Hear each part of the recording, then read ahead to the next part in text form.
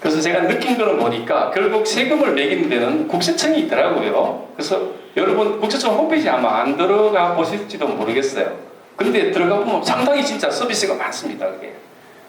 우리가 알고 싶어 하는 게 다 들어있어요, 사실은. 근데 눌러보지도 않고 그냥 봐서 뭐 번거롭다는데 다른 기관의 홈페이지보다는 정말 더 충실한 것 같아요.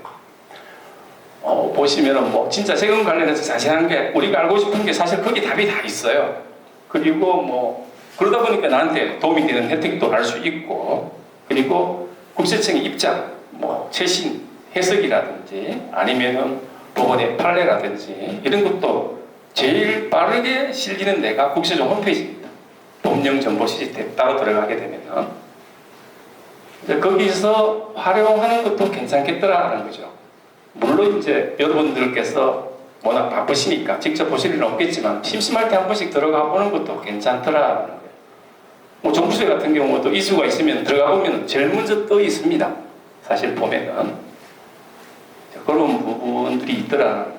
그리고 이제 결국 세금에 대해서 부담을 느낀다라는 건 어때요? 내가 재산이 좀 많아야 되잖아요, 그죠? 일반적인 거는 사실 뭐 거의 루틴하게 국세청에서 알아서 하거나 대부분 신고 납부를 해서 끝납니다. 그러니까 크다, 세금이 많겠는데? 그러면 비용이 들더라도 전문가가 상담하는 게 남는 장사더라고요. 그게 내가 머리 안 아프고 대신 상담할 때도 내가 좀 알아야지 바가지를 안 쓰죠. 그죠? 얘가 뭐 부딪히는지 알 수 없잖아요. 그러니까 그런 정보는 홈페이지를 보고 알 수 있더라는 거예요. 그리고 전문가를 만나도 사실은 법은 뭐예요? 물 흐르듯이 가는 거니까 상식이잖아요. 그죠? 세법은 거기에 회계 좀 들어있고, 그리고 조금 법문이 국어가 좀 어렵게 써져 있다는 것 뿐이에요. 근데 그거 볼 수는 없으니까 요약 정리되어 있는 홈페이지에 있는 내용을 한번 쓱 보고 전문가하고 이야기를 해도 충분히 상담하는 세무사가 딱 당황하죠. 쟤보다 더 많이 하는 것 같은데? 뭐 그럴 수도 있어요. 기본에 충실하니까. 네, 그런 부분이 있더라고요. 대신 리스크가 있기 때문에 결국 전문가하고 상담할 수밖에 없고 그렇게 하는 게 남는 장사는 확실하더라고요. 그 일반적인 내용 같은 경우만 보면은 이제 뭐 우리 양도소득세 사실 별로 관심도 없으시지만은 요즘은 오류 같은 게 여기 홈페이지에 비슷한 내용이 있습니다. 이 내용이 한국세정신문에서 실어놓은 걸 제가 캡처해서 가지고 온 건데 어떤 내용들이 이 반복적인 오류라는 거 보겠어요?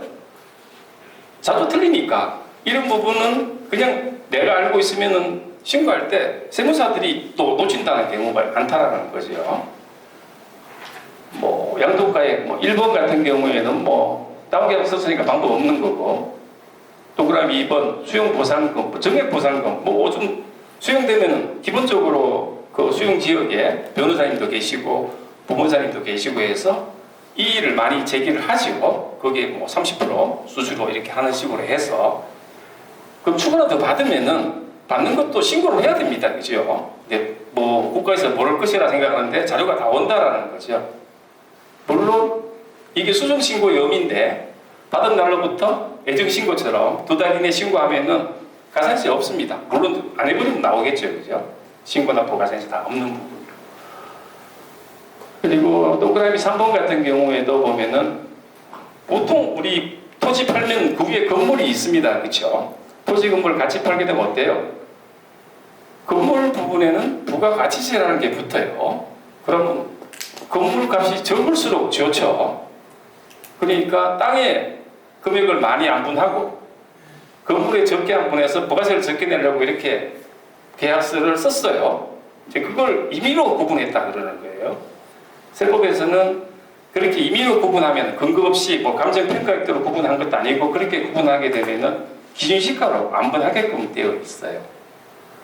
이제 그런 부분이 있고, 그러면 내가 예를 들어서 사는 사람이 나는 건물이 필요가 없어. 철거할 거니까, 새로 지을 거니까, 철거가 예정되어 있는 그런 경우다. 그런 경우는 어떻게 했어요? 건물가액을 제로로 했어. 파는 사람은 부가세 없죠. 받는 사람은 어차피 매입세 공제는 못 받으니까. 그러는데 문제는 파는 사람이 양도세가 많아질 수도 있다라는 거예요. 왜? 너 토지만 팔았네? 건물 재료로 했으니까. 소득세라는 게 수익, 비용, 대응의 원칙이니까 양도가액이 제로니까 건물에 대해서는 시대가액 옛날에 10억에 산 거 인정을 안 해주는 거죠. 그런 부분도 있다라는 거예요. 부가세 적게 내려고 그렇게 했을 경우에는 양도세가 더 많이 나올 수도 있다. 여러 가지 복잡한 문제가 있긴 한데 그런 부분도 또 있다라는 거고. 우리 또 그리고 동그라미 네 번째 보면은 부담부 적용, 절세한 방법이다라고들 많이 알고들 계십니다, 그죠? 근데 이거 여기 나오는 거는 단순히 부담부 정리했으니까 채무 부분, 부담 부분은 어때요? 채무를 내가 안고 산 거랑 마찬가지니까 유상으로 이전된 거하고 똑같죠. 내가 빚을 안고 내가 가져왔으니까 부동산을. 그래서 그거는 양도세 가세 대상이라는 건데 그걸 빼먹고 그냥 정유세에서만 채무 공제하고 정유세 적게 신고하고 양도세를 신고 안 하는 경우도 있더라는 거예요. 근데 그런 경우는 별로 없겠죠. 어떤 경우가 있냐면은 이제 1세대 1주택을 부담부 적용을 했어요. 그러면 1세대 1주택은 팔아도 비과세잖아요. 그죠? 비과세 효과를 갖췄다면은. 그래서 신고를 이제 양도세 부담 없으니까 채무 부분 양도세 없고 채무 많아서 정유세도 줄고 없거나 줄고 그렇게 했는데 한 사람이 부담부 정리한 사람이 어떤 생각이 했느냐. 나는 주택이 두 개가 있긴 한데 일시적인 2주택이야. 그러니까 어차피 비과세니까 괜찮겠다고 했겠죠. 그런데 배우자가 집사람이 나 모르게 오피스텔 하나 갖고 있었네. 그런 경우 조경 오피스텔 아니면 장기 임대주택이 있었어. 그럼 주택수로는 3개예요. 장기 임대주택이라 그러면은 임대주택을 빼주고 일시적 2주택이니까 비과세는 해줍니다. 근데 여러분이 안다시피 5월 10일 이전에 중과세 시절이 어땠어요? 그런 세율 적용할 때는 그런 경우에도 비록 비과세가 되더라도 임대주택 하나, 일시적 2주택이면 3개니까 이 부분에 대해서 9억 초과되는 부분에 대해서는 중과세 하겠다라는 게 구세청 입장이에요. 심판원에서도 구세청 입장 받아주고 지금 법원 1심에서도 구세청 입장 손을 들어줬어요. 그런 경우도 있을 수 있다라는 거예요. 사실 그건 좀 무리한 가세이긴 하죠. 비과세를 해주면서 9억 넘는 부분에 대해서 주택을 하는데 거기에다가 투기꾼이라고 중과하는 거는 한목적인 해석이 아니죠. 국세기본법 18조에 나오는 해석 방법이 잘못된 거예요. 그죠? 그럼에도 불구하고 문구대로 가겠다라는 거예요. 비과세는 왜 해주는 거야? 비과세는 안 해줬으면 말도 안 하겠지만 비과세는 해주고 그런 경우에 중과를 한다는 그런 문제가 좀 있긴 하겠죠. 그래서 옛날에 사실 그런 경우하고 관련돼서는 2014년도에 대법원 판례가 있긴 해요.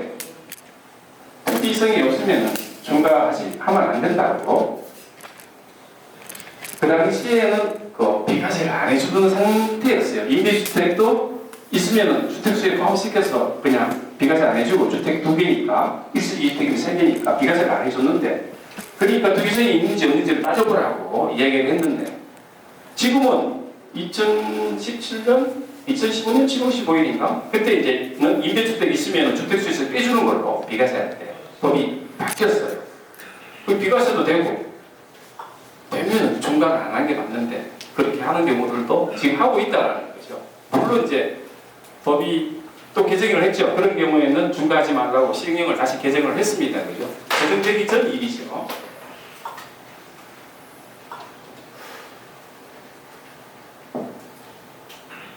그런 것들 있고 치백 가이드 같은 경우도 일반적인 내용이죠. 치백 가이드 같은 경우 부담부 적용도 마찬가지입니다. 신고하고 싶은 게 환산 가액으로 신고를 하고 싶어. 치백 가이드를 모른다 그러고 별로 안 하죠. 그런데 실제 내가 산 금액을 몰라야지만이 환산 가액으로 갈 수 있게끔 법이 규정이 되어 있는데 그거 나는 당연히 옛날 계약서가 없는 사람이 사실은 없습니다. 그죠? 내가 샀을 때 10년이 됐던 20년 전 것도 대부분 가지고 있어요. 그죠? 중요한 서류니까. 근데 세금 계산할 때는 없다 해도 되죠. 나만 갖고 있으니까. 보통 뭐 한 10년 지난 거에 대해서는 환산가액이라는 게 뭐예요?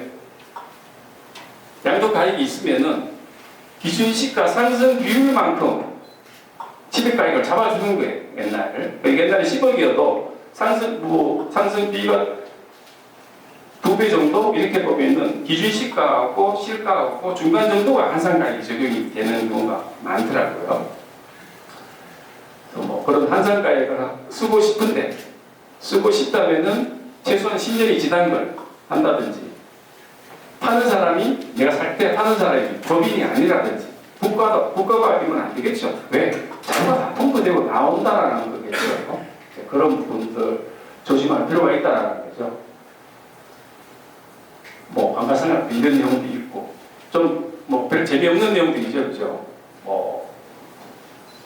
비료비 영수증 잘 챙기라고 합니다. 근데 단위 영수증은 안 되고 경품 영수증 뭐 이런 거, 카드, 금융적인 절격적 부분만 가능하다라는 거, 그럼 기본적인 상식이 되겠죠, 그죠? 뭐 그런 것들, 뭐 이런 것들이 반복적으로 되더라라는 거예요. 뭐 주거용 오피스텔 아까 말한 것처럼 이거 주택 판정을 실질로 한다라는 거예요. 반반 업무용으로 쓸 수도 있고 주거용으로 쓸 수도 있지만은 실질을 이해하니까 주택이 안 되려면 주민등록 이전하면 안 될 것이고, 차라리 그게 세입자가 사업자 등록을 해서 사업자이면은 주택에 안 들어가겠죠. 그런 부분들. 그렇다고 해서 자기만 전부 다 주거용 오피스를 쓰고 있는데 나만 사무실로 쓰네? 구조청에서 잘 인정을 못하겠죠. 뭐 실제로 나와서 봐야 될 테니까, 잘 나오지 않으시니까 어때? 미리 우리가 사진을 찍어 둔다든지 여러 가지 뭐 그런 걸 해야 되겠죠. 그죠?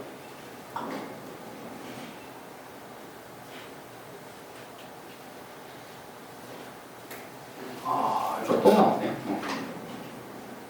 제가 급하게 자료를 만들려고 휴실하지 못한 점 다시 한번 사과드립니다. 주식 같은 경우에도 뭐 오류가 많은데, 주식은 사실 어때요? 우리 코스피, 코스닥, 코넥스 뭐 이런 것들은 대주주만 양도세를 냅니다. 그죠?